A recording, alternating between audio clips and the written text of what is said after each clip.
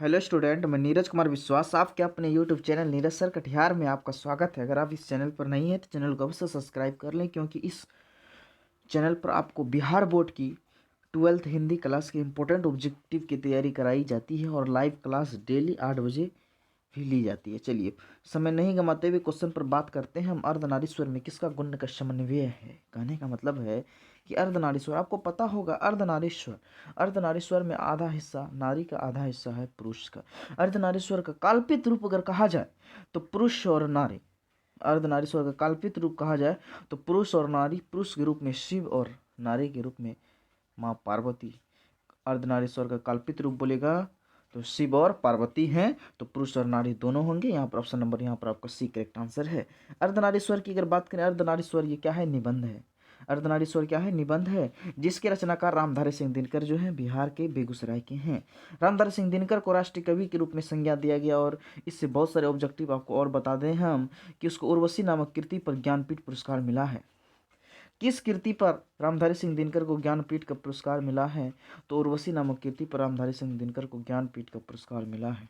और ये भी आपको बता दें हम कि साहित्य अकादमी पुरस्कार जो है उसको संस्कृत के 4 अध्याय पर दिया गया है। संस्कृत के 4 अध्याय पर कौन सा पुरस्कार दिया गया है, साहित्य अकादमी पुरस्कार दिया गया है। ठीक है, चलिए नेक्स्ट क्वेश्चन। हिंदी की पहली श्रेष्ठ कहानी कौन सी है, हिंदी की पहली श्रेष्ठ कहानी कौन सी है, तो उसने कहा था कहानी, उसने कहा था कहानी, ऑप्शन नंबर सी। और उसने कहा था कहानी जो है आपका 1915 में बना था। उसने कहा था कहानी कब पारित हुआ था, 1915 में। जिसके रचनाकार कौन है, चंद्र शर्मा गुलेरी जी हैं। उसने कहानी किसके द्वारा लिखा गया है, चंद्र शर्मा गुलेरी के द्वारा लिखा गया है। और आपको बता दें हम, उसने कहा था कहानी को कितने भागों में बांटा गया है, 5 भागों में बांटा गया है। उसने कहा था कहानी को कितने भागों में बांटा गया है, 5 भागों में बांटा गया है। और चंद्र शर्मा गुलेरी की कुल कितनी कहानियाँ थी, 3 कहानी थी। सबसे श्रेष्ठ कहानी, फेमस कहानी की बात करें, मील की पत्थर साबित होने वाली कहानी की बात करें, तो आपका उसने कहा था कहानी है। वह क्या है, उसने कहा था कहानी है।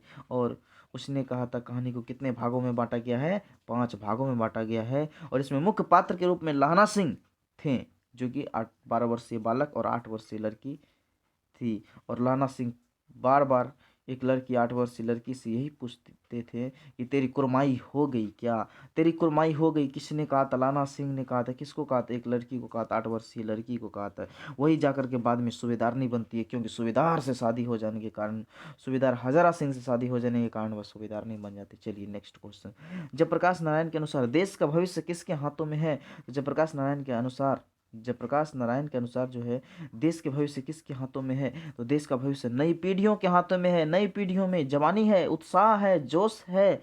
इसीलिए जयप्रकाश नारायण के अनुसार देश का भविष्य किसके हाथों में है, तो नई पीढ़ियों के हाथों में है। और जयप्रकाश नारायण को किसका दलाल कहा जाता है, तो जयप्रकाश नारायण को अमेरिका का दलाल कहा जाता है। किसका दलाल कहा जाता है, अमेरिका का दलाल कहा जाता है। और जयप्रकाश नारायण का बचपन का नाम बोलेंगे तो बाउल। जयप्रकाश नारायण का बचपन का नाम क्या है, बाउल है। और जयप्रकाश नारायण पटना में ऐतिहासिक छात्र आंदोलन कब नारा दिया था, 1974 में दिया था, पटना के गांधी मैदान में। अर्धनारीश्वर में किसका गुण का समन्वय समन्वय यहाँ पर है, तो पुरुष और नारी के गुण का समन्वय है। ऑप्शन नंबर यहाँ पर आपका सी करेक्ट आंसर है। चलिए नेक्स्ट क्वेश्चन की अगर हम बात करें, मालती के पति किस बीमारी का ऑपरेशन करके आए थे, ये आपको बता दें हम। मालती का पति, यहाँ जो है ये चैप्टर जो है बीमारी से, ये चैप्टर संबंधित है किससे, ये है रोज कहानी से। ये रोज कहानी का हिस्सा है। और इसमें मुख्य पात्र के रूप में कौन थे, मालती थे। और इसके मित्र के रूप में, दूर के रिश्ते के भाई के रूप में कौन थे, तो लेखक इसके दूर के रिश्ते के भाई लगते थे और साथ में क्या थे, वो मित्रता भी थे। ठीक है, तो मालती के पति किस बीमारी का ऑपरेशन करके आए थे, तो गैंग्रीन बीमारी। गैंग्रीन क्या है, जो कि पहाड़ी इलाकों में जब चलते हैं तो लोग के पैर में कांटे गड़ जाते हैं और वह कांटे नहीं निकलते हैं, उसी में अगर फंस जाए तो वह कांटा उस पैर में सूजन हो जाता है, पैर फूल जाता है, जिसके कारण पैर को जो है कि अगर ऑपरेशन के दौरान पैर से कांटा निकाला जाता है, अगर किसी का नहीं निकले तो पैर को भी काटा जाता है। इस स्थिति में रोगियों का जान भी जा सकती है। इसी बीमारी का नाम क्या है, गैंग्रीन है। और यही गैंग्रीन का इलाज कौन करते थे, मालती के पति अर्थात महेश्वर करते थे। महेश्वर पैसे से क्या थे, तो डॉक्टर थे। ये भी आप लोगों को ध्यान में रखना है। चलिए नेक्स्ट क्वेश्चन की अगर हम बात करें, नेक्स्ट क्वेश्चन की अगर हम बात करें तो आपका है नेक्स्ट क्वेश्चन, सिपाही की माँ के रचनाकार हैं। सिपाही की माँ किसके द्वारा लिखा गया है? तो आपको बता दें हम, सिपाही की जो माँ लिखा गया है वह आपका मोहन राकेश के द्वारा लिखा गया। सिपाही की माँ किसने लिखा? मोहन राकेश। तो 7 का ऑप्शन नंबर यहाँ पर आपका डी करेक्ट आंसर है। सिपाही की माँ किसने लिखा है? Mohan Rakesh. Option number D यहाँ पर आपका करेक्ट आंसर है। सिपाही की माँ क्या है बाबू? एकांकी है। शिक्षा का अर्थ क्या होता है? शिक्षा का अर्थ होता है संपूर्ण जीवन की प्रक्रिया को समझना, संपूर्ण जीवन की प्रक्रिया को समझ जाना, यही शिक्षा का मूल उद्देश्य है। केवल नौकरी ले लेना, व्यवसाय कर लेना, यह शिक्षा का मूल उद्देश्य नहीं है। शिक्षा का मूल उद्देश्य संपूर्ण जीवन की प्रक्रिया को समझना होता है, यही शिक्षा का मूल उद्देश्य है। और शिक्षा क्या है? तो आपका उसकी विधा क्या है? संभाषण है। उसकी विधा क्या है? संभाषण है। किसने लिखा है? जी कृष्ण मूर्ति ने लिखा है। शिक्षा किसने लिखा है? जी कृष्ण मूर्ति लिखा है। इसका पूरा नाम जिद्दू कृष्ण मूर्ति है, जिद्दू कृष्ण मूर्ति है। चलिए नेक्स्ट क्वेश्चन की बात करें, नामवर सिंह के गुरु, नामवर सिंह के गुरु कौन थे? नामवर सिंह के गुरु कौन थे? तो हजारी प्रसाद द्विवेदी। नामवर सिंह के गुरु कौन थे? Option number A Hazari Prasad Dwivedi. Namvar Singh क्या लिखा है? तो आपका प्रगीत और समाज क्या लिखा है? प्रगीत और समाज किसकी कृति है? तो नामवर सिंह की कृति है। ठीक है, प्रगीत और समाज ये क्या है? आपका निबंध है। निबंध बोले या ललित निबंध बोलिए, बात सेम होता है। चलिए नेक्स्ट क्वेश्चन, मलयज का मूल नाम क्या था? मलयज का मूल नाम क्या था? तो मलयज का मूल नाम है जो भरत जी श्रीवास्तव है। ऑप्शन नंबर यहाँ पर आपका एक करेक्ट आंसर है मलयज। जो कि हंसता हुआ मेरा अकेलापन लिखा है वह क्या है? हंसता हुआ अकेलापन क्या है? डायरी है। हंसता हुआ अकेलापन क्या है? डायरी है। किसके द्वारा लिखा गया है? मलयज के द्वारा लिखा गया है। चलिए नेक्स्ट क्वेश्चन, और मलयज का मूल नाम क्या था? Bharatji Srivastava. Option number A यहाँ पर आपका करेक्ट आंसर है। नेक्स्ट क्वेश्चन, मालिक मोहम्मद जैसी किस शाखा के कवि थे? तो मालिक मोहम्मद जैसवी जो है आपका क्या थे? प्रेम मार्गी शाखा के कवि थे। मालिक मोहम्मद जैसवी प्रेम के प्रति प्रेम को दर्शाए थे। और मालिक मोहम्मद जैसवी जो है किसकी रचना की थी? पद्मावत की रचना की थी। पद्मावत की रचना की। इसी पद्मावत से क्या लिया गया था? इसी पद्मावत से करबक लिया गया है। और ये पद्मावत किस भाषा में है? तो ये पद्मावत आपका अवधी भाषा में। पद्मावत किस भाषा में है? तो अवधी भाषा में। और करबक भी किस भाषा में होगा? तो अवधी भाषा में होगा। क्यों? क्योंकि पद्मावत से ही करबक लिया गया है, इसीलिए जब पद्मावत अवधी भाषा में है तो करबक भी अवधी भाषा में ही होगा। और करबक किसके द्वारा लिखा गया है? तो मालिक मोहम्मद जैसवी के द्वारा लिखा गया है। ये किस कवि की किस शाखा के कवि कहे जाते हैं? प्रेम मार्गी कवि कहा जाते हैं। ऑप्शन नंबर ए यहाँ पर आपका करेक्ट आंसर है। चलिए नेक्स्ट क्वेश्चन, सूरदास किस भाषा के कवि हैं?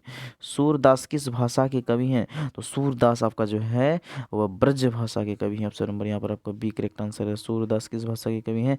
ब्रज भाषा का। ऑप्शन नंबर यहाँ पर आपका बी करेक्ट आंसर है। चलिए नेक्स्ट क्वेश्चन, तुलसी को किस वस्तु की भूख है? तुलसी को किस वस्तु की भूख है? तो धन की भूख है, यश की भूख है, भक्ति की भूख है। तो तुलसी को किसका भूख है? तो भक्ति का भूख है। ऑप्शन नंबर यहाँ पर आपका सी करेक्ट आंसर है। तुलसी को किसका भूख है? भक्ति का भूख है। चलिए नेक्स्ट क्वेश्चन, नाभादास किस धारा के कवि थे? नाभादास किस धारा के कवि थे? तो नाभादास थे शगुनोपासक राम भक्त। शगुनोपासक राम भक्त के कवि। तो ऑप्शन नंबर यहाँ पर आपका सी करेक्ट आंसर है। Option number C correct answer है। चलिए नेक्स्ट क्वेश्चन, भूषण ने मुख्यतः किस शाखा में किस भाषा में रचना की थी? भूषण ने मुख्यतः किस भाषा में रचना की है? तो आपका हो जाएगा खड़ी बोली। ऑप्शन नंबर बी 15 का यहाँ पर आपका बी क्या हो जाएगा? खड़ी बोली। 15 का बी। भूषण ने मुख्यतः किस भाषा में रचना की है? तो खड़ी बोली। ऑप्शन नंबर बी यहाँ पर आपका करेक्ट आंसर है। चलिए नेक्स्ट क्वेश्चन, सुभद्रा कुमारी चौहान कौन सी कविता लिखी है? सुभद्रा कुमारी चौहान के द्वारा लिखी गई कौन सी कविता है? तो आपका पुत्र वियोग, एक पुत्र की वेदना बतलाती है। कौन? सुभद्रा कुमारी चौहान। करने का मतलब सुभद्रा कुमारी चौहान की भी दुर्घटना जो अचानक कार दुर्घटना से हो जाता है। सुभद्रा कुमारी का जन्म जो हुआ था वह 1904 में हुआ था। कहाँ पर हुआ था? वह उत्तर प्रदेश में हुआ था। सुभद्रा कुमारी चौहान का जन्म कब हुआ था? 1904 में उत्तर प्रदेश में हुआ था। और सुभद्रा कुमारी चौहान कौन सी कविता लिखती? पुत्र वियोग। पुत्र वियोग क्या है? तो पुत्र वियोग एक शौक गीत है। एक शौक गीत के माध्यम से पुत्र की वेदना बतलाते हैं। कौन? सुभद्रा कुमारी चौहान बतलाते हैं एक पुत्र को खोकर के माँ को किस प्रकार का दर्द झेलना पड़ता है। अपना मन किस तरह समझा सकती है इस चीज की यहाँ पर जो है गीतों के माध्यम से सुविधा कुमारी चौहान लिखी गई है। चलिए नेक्स्ट क्वेश्चन, मानक की माँ का नाम क्या है? मानक की माँ का नाम है विष्णी, इसी का नाम है विसनदेही। विष्णी और इसी का नाम क्या है? विसनदेही। चलिए नेक्स्ट क्वेश्चन, अधिनायक किस कवि की रचना है? अधिनायक किस कवि की रचना है? तो अधिनायक रघुवीर सहाय। अधिनायक कौन है? अधिनायक कौन है? जनता का नायक कौन है? तो यहाँ पर अधिनायक जनता का नायक को अधिनायक कहा जाता है। तो अधिनायक किस कविता किसके द्वारा लिखा गया है? रघुवीर सहाय के द्वारा लिखा गया। ऑप्शन नंबर ए यहाँ पर आपका करेक्ट आंसर है। चलिए नेक्स्ट क्वेश्चन, भ्रष्टाचार की जड़ें, भ्रष्टाचार की जड़ क्या है? तो भ्रष्टाचार की जड़ सरकार की गलत नीतियां हैं।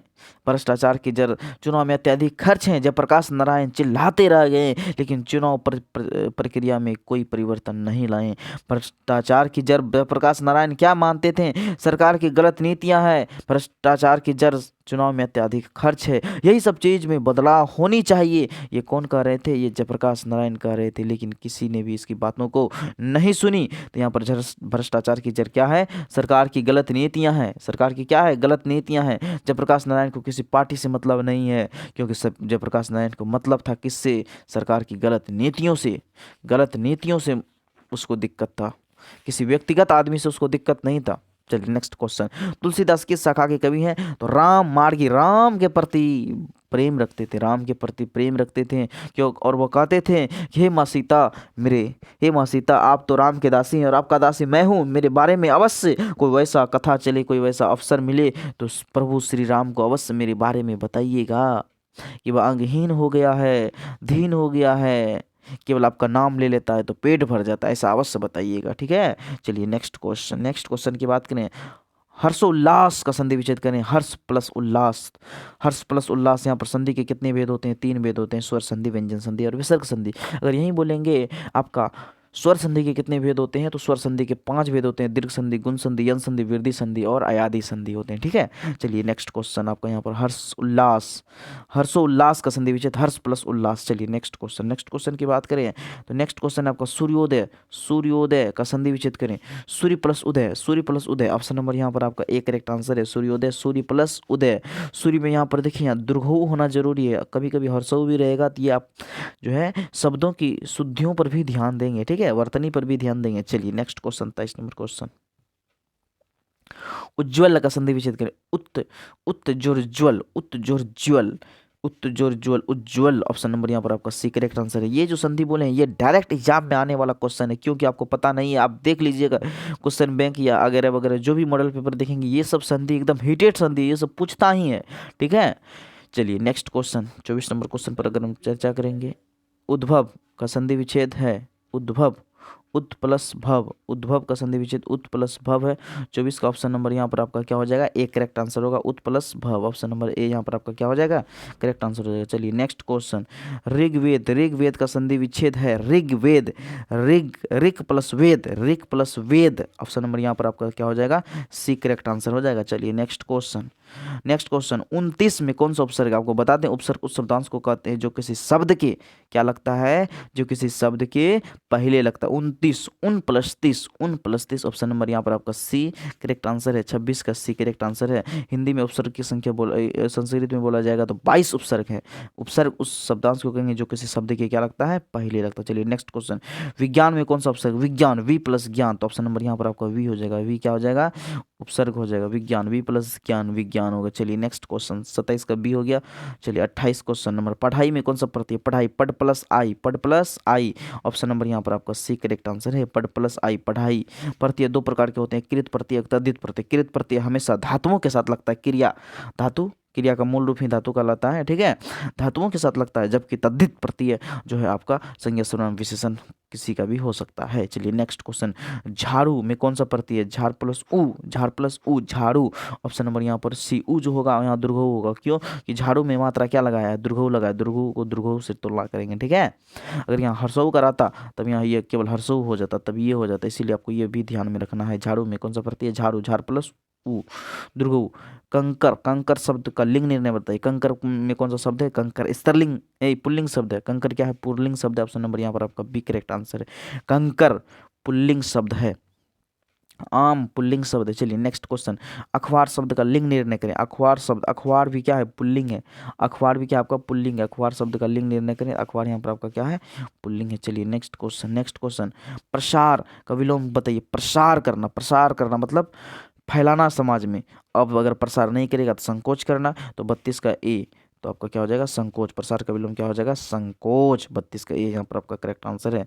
चलिए नेक्स्ट क्वेश्चन, पप्रछन्न को, पप्रछन्न का विलोम क्या होगा, प्रतिपन्न। प्रतिपन्न, प प्रछन्न का विलोम प्रतिपन्न हो जाएगा। ऑप्शन नंबर यहाँ पर आपका सी करेक्ट आंसर है। 33 का ऑप्शन नंबर सी यहाँ पर आपका क्या हो जाएगा, करेक्ट आंसर हो जाएगा। चलिए नेक्स्ट क्वेश्चन की अगर हम बात करें, लुप्त का विलोम। लुप्त मतलब, लुप्त मतलब समाप्त हो जाना, और उसको समाप्त नहीं होना है, दिखाना है तो प्रकट कीजिए। तो लुप्त का विलोम क्या हो जाएगा आपका, प्रकट। हम सभी तरह के क्वेश्चन लेकर के आ रहे हैं, ग्रामर बुक दोनों एकदम सेट बाय सेट लेकर के आ रहे हैं, आपको कहीं कोई दिक्कत नहीं होगा। अगर ये आप इसमें 60 को प्रैक्टिस कर लेते हैं तो हम उम्मीद करेंगे कि आप एग्जाम में 100 में 50 अवश्य बना के लेके आइएगा, ठीक है। चलिए 34 का आपका सी करेक्ट आंसर हो जाएगा। नेक्स्ट क्वेश्चन 35 नंबर पर चर्चा करते हैं। दुर्गा का पर्यायवाची शब्द है, तो दुर्गा का पर्यायवाची शब्द क्या है आपका, महागौरी है। दुर्गा का पर्यायवाची शब्द क्या है, महागौरी। ऑप्शन नंबर यहाँ पर आपका बी करेक्ट आंसर है। दुर्गा का पर्यायवाची शब्द महागौरी। दूध का पर्यायवाची शब्द है क्षीर। दूध का पर्यायवाची शब्द है क्षीर। 36 का यहाँ पर ऑप्शन नंबर बी आपका करेक्ट आंसर है। दूध शब्द का पर्यायवाची शब्द क्या है, क्षीर। ऑप्शन नंबर यहाँ पर आपका बी करेक्ट आंसर है। चलिए नेक्स्ट क्वेश्चन, नेक्स्ट क्वेश्चन की बात करें, जिस कन्या का विवाह होने वाली है कहलाता है।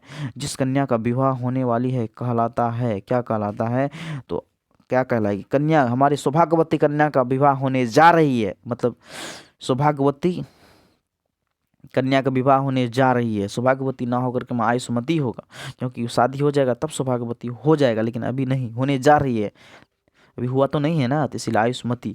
तो जिस कन्या का विवाह होने वाला हो, होने वाला हो, अभी हुआ नहीं है, कन्या मतलब आयुष्मती। ऑप्शन नंबर यहाँ पर आपका बी करेक्ट आंसर है।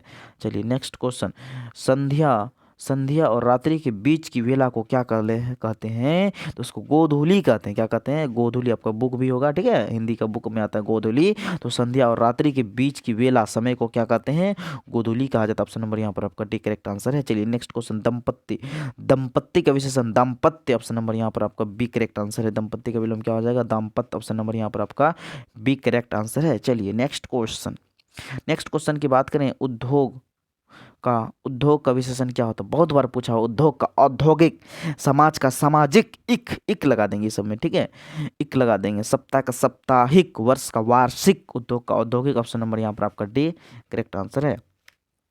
चलिए नेक्स्ट क्वेश्चन, साहित्य का विशेषण क्या होता है। साहित्य का विशेषण क्या होता है, तो आपका साहित्य का साहित्यक, साहित्यिक। ऑप्शन नंबर यहाँ पर आपका बी करेक्ट आंसर है। ऑप्शन नंबर यहाँ पर आपका क्या हो जाएगा, बी करेक्ट आंसर हो जाएगा, ठीक है। चलिए नेक्स्ट क्वेश्चन की अगर हम बात करें, तो नेक्स्ट क्वेश्चन है, अपाद मस्तक में कौन सा समास है।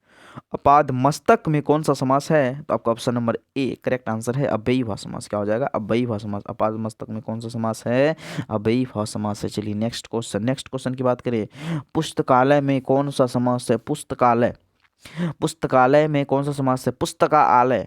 पुस्तक का आलय अर्थात उत्तरखंड प्रधान, उसे तत्पुरुष समास करें। विद्यालय, विद्या का आलय, विद्यार्थी, विद्या को ग्रहण करने वाला, उत्तरखंड जिसका प्रधान रहे, गंगा जल, गंगा का जल, राजमंत्री, राजा का मंत्री, ये सब सभी समास जो है ये तत्पुरुष समास का उदाहरण है। तत्पुरुष समास किसे कहते हैं, वह समास जिसका उत्तरखंड प्रधान हो उसे तत्पुरुष समास कहते हैं। और समास के कितने भेद होते हैं, तो समास के आपका 6 भेद होते हैं। यहाँ पर पुस्तकालय में कौन सा समास है, तो तत्पुरुष समास। ऑप्शन नंबर यहाँ पर आपका बी करेक्ट आंसर है। चलिए नेक्स्ट क्वेश्चन, अष्टधातु में कौन सा समास है। अष्टधातु, अष्ट धातु में कौन सा समास है, द्विगु समास है। ऑप्शन नंबर यहाँ पर आपका सी करेक्ट आंसर है। अष्ट समास में कौन सा धातु है, द्विगु। अष्ट धातु, यहाँ 8 धातु, 8 यहाँ क्या बतला रहा है, 8 यहाँ बतला रहा है संख्या को बतला रहा है। जिस समास का पहला पद संख्यावाची हो उसे क्या कहा जाता है, उसे द्विगु समास कहा जाता है। ऑप्शन नंबर सी यहाँ पर आपका करेक्ट आंसर है। चलिए नेक्स्ट क्वेश्चन, नेक्स्ट क्वेश्चन, फल फूल में कौन सा समास है। फल फूल, फल फूल में कौन सा समास है, तो द्वंद्व समास। ऑप्शन नंबर यहाँ पर आपका डी करेक्ट आंसर है। फल फूल में कौन सा समास है, द्वंद्व समास। वह समास जिसमें दोनों पद प्रधान हो, अर्थात दोनों पद एक दूसरे की विशेषताओं को बतला रहा है, दोनों पद एक दूसरे का पूरक है, दोनों पद प्रधान हो, तो उस समास का नाम है आपका क्या, द्वंद्व समास। जैसे माता पिता, पाप पूर्ण, भाई बहन वगैरह वगैरह, डिस डैट।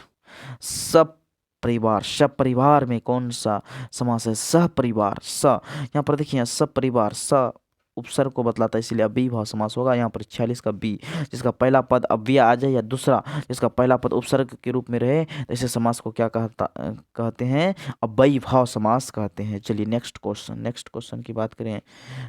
दांत खट्टे करना मुहावरे का अर्थ क्या होता है? दांत खट्टे करना मुहावरे का अर्थ क्या होता है? 47 का सी, पराजित करना। दांत खट्टे कर देना मतलब क्या कर देना? पराजित कर देना। दांत खट्टे करना मुहावरे का अर्थ क्या होता है? पराजित करना। ऑप्शन नंबर यहाँ पर आपका सी क्या हो जाएगा? करेक्ट आंसर हो जाएगा। चलिए नेक्स्ट क्वेश्चन, छाती पर मूंग दलना मुहावरे का अर्थ क्या होता है? छाती पर मूंग दलना मुहावरे का अर्थ क्या होता है? मूंग के दाने निकालना। 48 का यहाँ पर आपका क्या हो जाएगा? ऑप्शन ए छाती फाड़ना, ऑप्शन बी मूंग के दाल, ऑप्शन डी विरोधी के सामने ही उसे दुख पहुंचाने की कार्रवाई करना। ऑप्शन नंबर यहाँ पर आपका डी करेक्ट आंसर है। चलिए नेक्स्ट क्वेश्चन की बात करें। 3-13 हो जाना, 3-13 हो गया मतलब बिखर गया लड़का, 3-13 हो जाना, इधर उधर बिखर जाना, तो 49 का ऑप्शन नंबर यहाँ पर आपका क्या हो जाएगा? बी करेक्ट आंसर हो जाएगा। चलिए नेक्स्ट क्वेश्चन की बात करें। त्राही त्राही करना मुहावरे का अर्थ क्या होता है? त्राही त्राही कर जाना मुहावरे का अर्थ होता है रक्षा के लिए पुकारना। त्राही त्राही हो गया तो रक्षा के लिए पुकार रहा है, कोई नहीं पहुंच रहा है, इसलिए त्राही त्राही करना मुहावरे का अर्थ क्या होता है? तो आपका रक्षा करना। ऑप्शन नंबर यहाँ पर आपका ए करेक्ट आंसर है। ऑप्शन नंबर यहाँ पर आपका ए क्या हो जाएगा? करेक्ट आंसर हो जाएगा। चलिए नेक्स्ट क्वेश्चन, संपूर्ण क्रांति के रचनाकार कौन है? संपूर्ण क्रांति का नारा किसने दिया है? तो बोलेगा जयप्रकाश नारायण। संपूर्ण क्रांति का रचना बोलेगा तो जयप्रकाश नारायण। ऑप्शन नंबर यहाँ पर आपका सी करेक्ट आंसर है। जयप्रकाश नारायण को जेपी कहा जाता है। जेपी का मतलब यहाँ झाड़ू पोछा नहीं, जेपी का मतलब यहाँ जयप्रकाश नारायण। और जयप्रकाश नारायण का बचपन का नाम क्या था? बाउल था। जयप्रकाश नारायण का बचपन का नाम क्या था? बाउल था। और जयप्रकाश नारायण को किसका दलाल कहा जाता है? अमेरिका का दलाल कहा जाता है, क्योंकि अमेरिका पढ़ने गए थे, किसके प्रेरणा से गए थे? स्वामी सत्यदेव जी की प्रेरणा से वह कहाँ गए थे? अमेरिका से। और स्वामी सत्यदेव ने इस प्रकार मोटिवेट किया कि उन्होंने कहे कि अगर कोई व्यक्ति गरीब है तो उसकी गलती नहीं, अगर कोई व्यक्ति को भगवान गरीबी में जन्म दिया है तो ये भगवान की गलती नहीं है, अगर किसी व्यक्ति को उसके माता पिता गरीबी में जन्म दिया है तो ये उसकी माता पिता की गलती नहीं है, बल्कि वो गरीबी का अगर शिकार है, गरीबी में अगर जी रहा है तो ये उसकी गलती है, क्योंकि गरीबी का सामना आप संघर्ष के द्वारा ही कर सकते हैं। इसीलिए उन्होंने कहा था कि अमेरिका में ऐसे लड़के हैं जो कि जूता सी करके पढ़ाई करते हैं, बगानों में कारखानों में काम करके पढ़ाई करने के लिए खटते भी हैं, कमाते भी हैं, तब जाकर के पढ़ाई करते हैं। तो इसी प्रेरणा से जयप्रकाश नारायण भी कहाँ चले गए? अमेरिका चले गए, और ये भी बगानों होटलों में काम करने लगे और अपना जो है कोचिंग फी निकालने लगे, पढ़ने लगे। ठीक है, उसने कहा था कहानी किस प्रकार की कहानी? ये कर्म की व्याख्या बतलाता है, कर्म को बतलाता है, किस प्रकार कर्म करना चाहिए। तो यहाँ पर कर्म प्रधान कहानी उसने कहा था। कहानी कब बना था? 1915 में बना था। और इसमें मुख्य पात्र के रूप में कौन थे? लाहना सिंह थे। रघुवीर सहाय का जन्म स्थान कहाँ है? रघुवीर सहाय का जन्म स्थान जो है आपका वह कहाँ है? तो लखनऊ उत्तर प्रदेश में। ऑप्शन नंबर यहाँ पर आपका सी करेक्ट आंसर है। लखनऊ उत्तर प्रदेश। 53 का ऑप्शन नंबर सी यहाँ पर करेक्ट आंसर है। चलिए नेक्स्ट क्वेश्चन 54 नंबर बात कर रहे हैं। मालती के पति का नाम क्या था? तो आपको पता होगा मालती ये रोज कहानी से संबंधित है। मालती मुख्य पात्र के रूप में रोज कहानी का मुख्य पात्र है। ठीक है, और इसके पति का नाम क्या थे? महेश्वर, जो पैसे से क्या थे? डॉक्टर थे। और ये कौन सा बीमारी का इलाज करते थे? गैंग्रीन नामक एक बीमारी रहता है, इसी गैंग्रीन का इलाज कौन करते थे? तो आपका महेश्वर करते थे। गैंग्रीन एक बीमारी है जिसका इलाज महेश्वर करते थे। चलिए नेक्स्ट क्वेश्चन, रंगून कहाँ है? 55 रंगून कहाँ है? तो रंगून आपको वर्मा में। ऑप्शन नंबर बी आपका करेक्ट आंसर है। रंगून कहाँ है? तो वर्मा में। ऑप्शन नंबर यहाँ पर आपका बी क्या हो जाएगा? करेक्ट आंसर है। रंगून कहाँ है? तो वर्मा में। चलिए नेक्स्ट क्वेश्चन की अगर हम बात करें, तुलसीदास किस काल के कवि हैं? तुलसीदास किस काल के कवि हैं? तो 56 का ऑप्शन नंबर यहाँ पर आपका एक करेक्ट आंसर हो जाएगा। भक्ति काल के कवि हैं। तुलसीदास किस काल के कवि हैं? तो तुलसीदास भक्ति काल के कवि हैं। ऑप्शन नंबर यहाँ पर आपका एक करेक्ट आंसर है। तुलसीदास क्या है? जिन्होंने रामचरितमानस की रचना की थी। रामचरितमानस की रचना किसने की है? तो तुलसीदास की है। रामचरितमानस की रचना किसने की है? तो आपका तुलसीदास ने की है। ठीक है, चलिए नेक्स्ट क्वेश्चन की बात करें। ज्ञानपीठ पुरस्कार से सम्मानित रचना कौन है? 57 का। ज्ञानपीठ पुरस्कार से सम्मानित रचना आपका 57 का आंसर देखते हैं, उर्वशी है। यहाँ पर 57 का आपका क्या हो जाएगा? बी ए उर्वशी, जिसको ज्ञानपीठ की रचना मिला है। ठीक है, तो कहेगा दिनकर को कौन सा कृति पर ज्ञानपीठ पुरस्कार मिला है? तो उर्वशी नामक कृति पर दिनकर को क्या मिला है? तो ज्ञानपीठ पुरस्कार मिला है। ऑप्शन नंबर यहाँ पर आपका एक करेक्ट आंसर है। चलिए नेक्स्ट क्वेश्चन की बात करें। नेक्स्ट क्वेश्चन में है, प्यारे नन्हे बेटे को कविता में लोहा किसका प्रतीक है? कविता में लोहा किसका प्रतीक है? तो यहाँ पर ऑप्शन नंबर जो है आपका क्या है?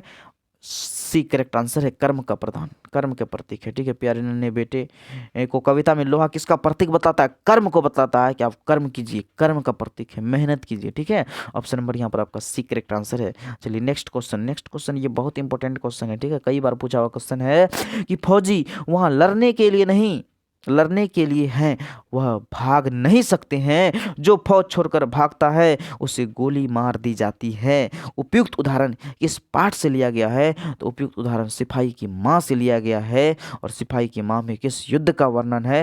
द्वितीय विश्व युद्ध का वर्णन है, जिसमें भारत के सहयोग से लड़ाई करते हैं और जो है जापान के विरुद्ध लड़ाई करते हैं। कौन? मानक युद्ध में जाते हैं। और जो है ये बात वहीं से दो सिपाही, जो दो लोग लड़की आती है, वही बात उसकी माँ को, माँ कहती है क्या वहाँ सैनिक वहाँ से भाग नहीं सकते हैं? उसकी माँ पूछती है, मानक की माँ, लड़की जवाब देती है नहीं, सैनिक युद्ध छोड़ करके नहीं भाग सकते हैं, अगर जो युद्ध छोड़ करके भागता है तो उसे गोली मार दी जाती है। कहने का मतलब वह देशद्रोही है, देश के लिए रक्षा नहीं करता है, इसीलिए उसी को ही गोली मार दिया जाता है। तो ऑप्शन नंबर यहाँ पर आपका एक करेक्ट आंसर है, सिपाही की माँ। किसके द्वारा लिखा गया है सिपाही की माँ? तो सिपाही की माँ जो लिखा गया आपका मोहन राकेश के द्वारा लिखा गया है। यहाँ पर सिपाही की माँ किसके द्वारा लिखा गया है? मोहन राकेश के द्वारा लिखा गया। चलिए नेक्स्ट क्वेश्चन, नेक्स्ट क्वेश्चन कहता है भगत सिंह ने कैसी मृत्यु को सुंदर कहा? भगत सिंह ने कैसी मृत्यु को सुंदर कहा, उत्तम मृत्यु? तो भगत सिंह जो क्या लिखा है सबसे पहले बता दें। भगत सिंह एक लेख एक पत्र, एक लेख एक पत्र के रचनाकार कौन है? तो भगत सिंह। एक लेख एक पत्र के रचनाकार कौन है? भगत सिंह। और भगत सिंह को जो फांसी कब दिया गया? 23 मार्च 1931 ईस्वी को दिया गया। भगत सिंह को फांसी कब दिया गया? 23 मार्च 1931 ईस्वी को दिया गया। यहाँ तक कि 3 व्यक्ति को फांसी दिया गया इसके साथ, भगत सिंह, राजगुरु और सुखदेव, ये तीनों को जो है क्या दिया गया? फांसी दिया गया। क्यों दिया गया? क्योंकि ये लोग जो है दहशत फैलाने लगे, जहाँ तहाँ बम बारूद इधर उधर फेंकने लगे आज़ादी के लिए, क्योंकि आज़ादी के लिए भी तो ये तो करना ही था। ठीक है, तो भगत सिंह कैसी मृत्यु को सुंदर मारते हैं? देश सेवा के बदले दी गई फांसी। कहने मतलब देश सेवा में अगर हमको फांसी भी दी गई तो ये मृत्यु हमारे लिए सुंदर मृत्यु है, ये मृत्यु हमारे लिए सर्वश्रेष्ठ मृत्यु है। क्योंकि खुद आत्महत्या करना, इस कष्ट से, अगर अंग्रेज हमारे ऊपर अत्याचार कर रहे हैं तो हम कष्ट सह करके खुद ब खुद इच्छा मृत्यु अगर ले लें, स्वयं मृत्यु का कारण बन जाएं, तो यह मृत्यु सुंदर नहीं मृत्यु है, ये कायरता है आत्महत्या करना। भगत सिंह कहते हैं आत्महत्या करना क्या है? कायरता है। जबकि भगत सिंह सुंदर मृत्यु किसे मानते हैं? तो देश सेवा के बदले दी गई फांसी को क्या मानते हैं? वह सुंदर मृत्यु मानते हैं। और जो है आपका आत्महत्या क्या मानते हैं? कायरता। आत्महत्या भगत सिंह क्या मानते हैं? कायरता मानते हैं। ठीक है, ये भी याद रखना है। तो आपको देखिए यहाँ पर आपका प्रत्येक सबसे करना है क्या, बहुत इंपॉर्टेंट बात अभी हम बताने वाले हैं, आप लोग ध्यान से पढ़िएगा। ठीक है, सबसे पहले करना है क्या, आपको ये चीज़ जो है डेली कहीं ना कहीं एक जगह लिख करके चिपका करके, या हम टेलीग्राम में डाल दिए वहाँ से आप ले सकते हैं। ठीक है, आप कहीं जो है निकाल करके PDF के द्वारा साँट दीजिएगा दीवार में, ताकि यहाँ से आपका 3 से 4 नंबर क्वेश्चन, 3 से 4 कहते हैं, एक पार्ट में आपका 3 से 4 क्वेश्चन पूछेगा, मोटा मोटी 10 से 12 क्वेश्चन आएगा। पहला क्वेश्चन क्या आ सकता है, आप ध्यान देंगे। पहला कहेगा बातचीत की विधा क्या है? तो निबंध है। उसने कहा था कहानी क्या है? कहानी है। संपूर्ण क्रांति क्या है? भाषण है। अर्धनारीश्वर क्या है? निबंध है। रोज क्या है? कहानी। एक लेख एक पत्र क्या है? पत्र है। औषधानी राय मात्रा वृत्तांत। सिपाही की माँ क्या है? एकांकी, प्रगीत और समाज निबंध। तो यहाँ से भी एक क्वेश्चन आ सकता है, उल्टा भी आ सकता है। निबंध कौन कौन? निबंध क्या है? निम्न में से निबंध है तो बातचीत है, ऑप्शन दिया रहेगा, देखना होगा क्या है। ठीक है, या कहेगा निम्न में से कौन भाषण है, तो संपूर्ण क्रांति दिया रहेगा ऑप्शन में, तो वो मार देना है। इधर से इधर, तो इधर से भी इधर पूछ सकता है। ठीक है, चलिए दूसरा क्वेश्चन है बातचीत किसने लिखा? तो बालकृष्ण भट्ट ने लिखा। यहाँ से भी क्वेश्चन आ सकता है 2-3 मार्क्स का। केवल बातचीत का ही नहीं, किसी का भी पूछ सकता। संपूर्ण क्रांति का नारा किसने दिया? जयप्रकाश नारायण ने दिया था। अर्धनारीश्वर किसने लिखा? रामधारी सिंह दिनकर ने लिखा, ये भी हो सकता है। या कहेगा रामधारी सिंह दिनकर के द्वारा कौन सा शीर्षक लिखा गया है? तो अर्धनारीश्वर लिखा गया। इधर से उधर तो उधर से इधर, ये प्रश्न होगा। तीसरा कहेगा चंद्र शर्मा गुलेरी कहाँ के थे? राजस्थान के थे। जयप्रकाश नारायण कहाँ के थे? सीताब दियारा के थे। सचिदानंद हीरानंदन वात्स्यायन कहाँ के थे? पंजाब के थे। यहाँ से भी क्वेश्चन आ सकता है 2-3 क्वेश्चन। उसके बाद आपको बोलेगा बालकृष्ण भट्ट का जन्म कब हुआ था? 23 जून 1844। मृत्यु कब हुआ था? 20 जुलाई 1914। कहने का मतलब यहाँ से आपका दोनों क्वेश्चन आने की संभावना है, जन्म मृत्यु दोनों आ सकता है। ठीक है, किसी का भी आपको पूछ सकता है, इसीलिए ये चार्ट आपके लिए काफी महत्वपूर्ण है। इसीलिए आप लोग जो है इस चार्ट को अवश्य देखेंगे, या तो हमने बता ही देते हैं और आगे कर देते हैं, स्क्रीनशॉट ले लेंगे। पहले आप स्क्रीनशॉट ले लीजिए। ठीक है, चलिए उम्मीद कर रहे हैं आप ले लिए होंगे, या वीडियो को रोक कर ले लेंगे। उसके बाद देखिए यहाँ फिर दोबारा, फिर यहाँ पर आपको ले लेना है। ठीक है, फिर तिवारा आपको यहाँ से ले लेना है, ठीक है। स्क्रीनशॉट ले लीजिए आप लोग, फिर यहाँ देखिए ले लीजिए आप लोग, स्क्रीनशॉट ले लीजिए, ठीक है। स्क्रीनशॉट लेकर के रख लीजिए, जो है कि आप कहीं भी आपको टाइम मिलेगा, फ्री टाइम में मोबाइल में रहेगा तो आप पढ़ते रहिएगा, ठीक है। इसलिए काफ़ी ये इंपॉर्टेंट क्वेश्चन, उम्मीद कर रहे हैं आपको ये वीडियो बहुत बढ़िया लगा। अगर बढ़िया लगा होगा अपने मित्रों दोस्तों के साथ शेयर अवश्य करेंगे। अगर जो इस चैनल पर नहीं है तो कृपया करके सब्सक्राइब कर दें और अपने मित्रों दोस्तों से भी करवाएं। धन्यवाद।